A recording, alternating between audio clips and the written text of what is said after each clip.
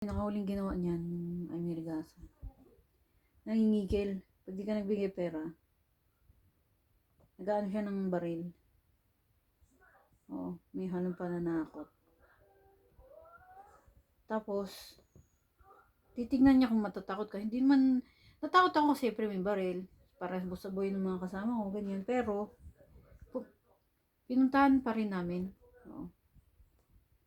Tapos, dahil wala siyang mapapala, alam niya hindi siya basta bibigyan ng pera.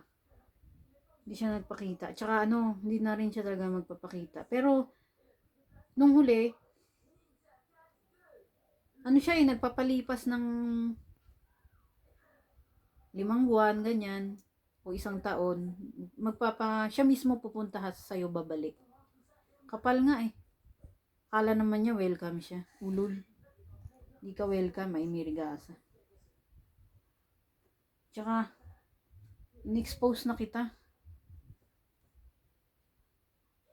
Tanga na lang yung tao kung makikipag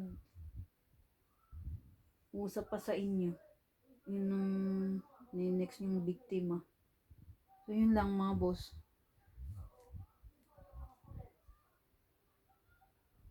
Parang meron pa eh. Di ko maalala. Basta pag nagbubulungan na yung mga tao, masama pala yan Di ko kasi alam eh. Kasi hindi ako chismosa ako, pero hindi ako Di naman talaga mahilig makailam sa Akala ko ordinaryo lang. Yung pala masama. Basta nagugulungan pala. Masama. Lumayo ka na pala pagka ganyan. Kasi masama pala yan. Parang yan eh. Binibenta ka, parang pinagkakanulo ka. Ganun pala yan, no? Grabe. Parang meron pang sabihin. Yun.